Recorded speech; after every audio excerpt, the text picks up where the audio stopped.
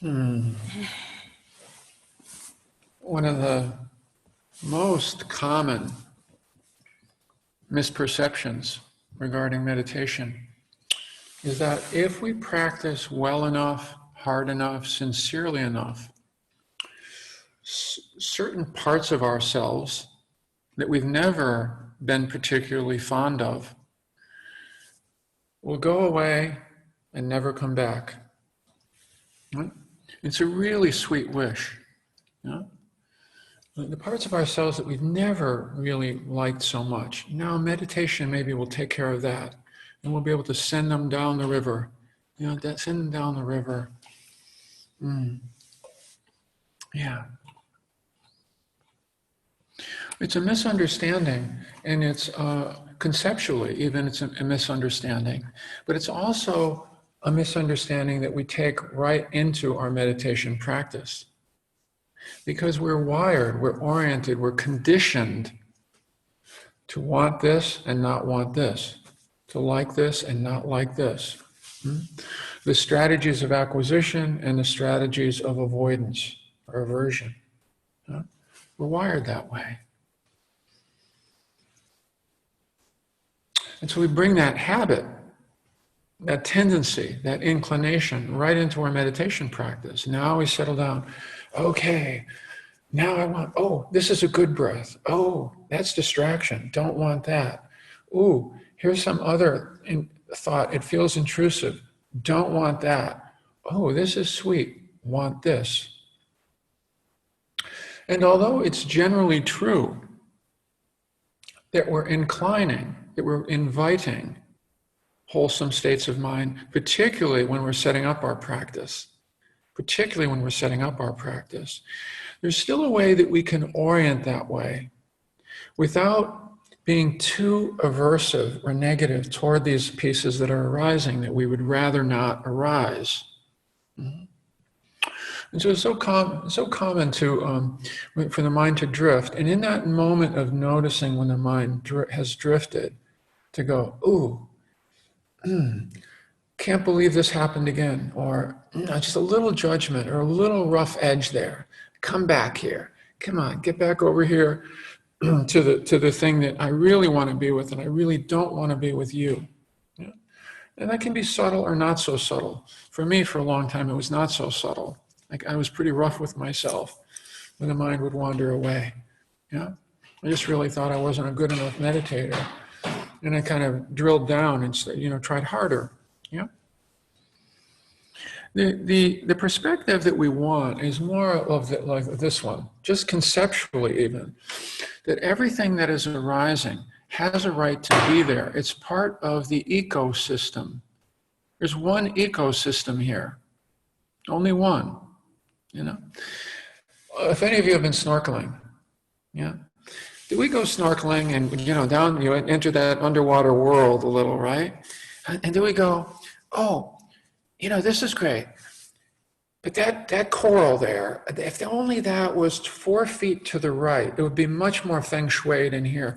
And that school of fish, the timing just wasn't quite right. It just wasn't quite harmonious. Of course we don't do that. We don't do that in nature. We don't walk into the forest and go, oh, Mr. Tree, crooked. Right?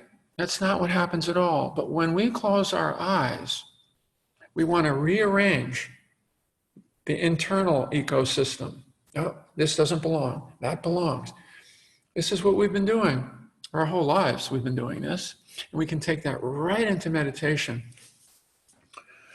Henry Stack Sullivan, a psychologist of the last century, said, one part of the problem, one of our problems is that we divide things up into the good me, the bad me, and the not me. The good me, the bad me, and that came from somewhere. That isn't even, I wouldn't have that thought. Well, who had that thought? No, people like me shouldn't have thoughts like that, etc., etc.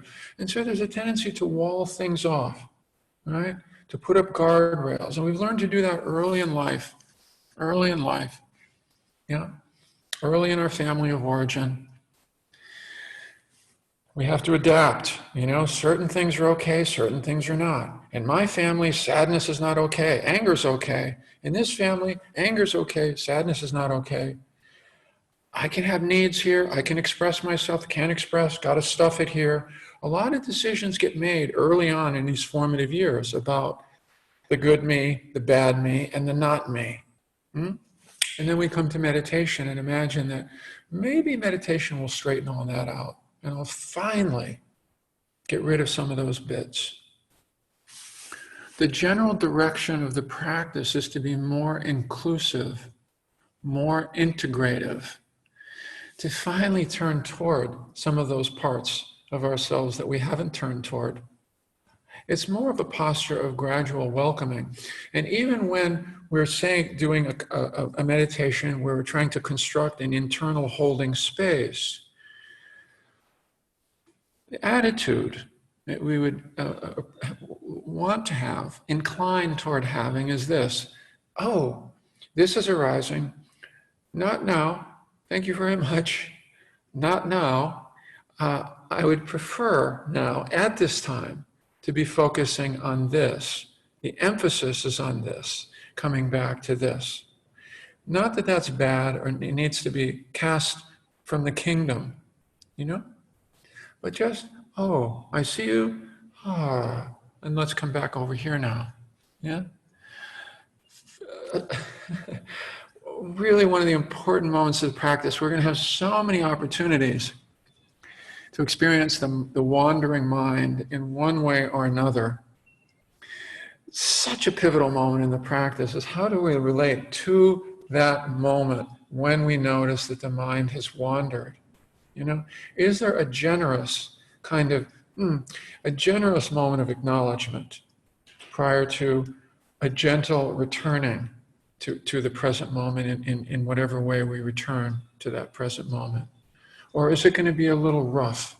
Is it going to be a little ragged, a little judgmental, a little censorish?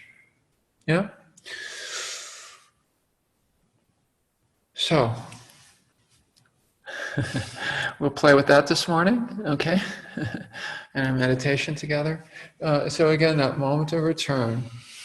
I see you. And for now, I return a bit more gently, a bit more smoothly, a bit more seamlessly. Okay? All part of one ecosystem, just a matter of where we focus at any particular time within that ecosystem. Okay?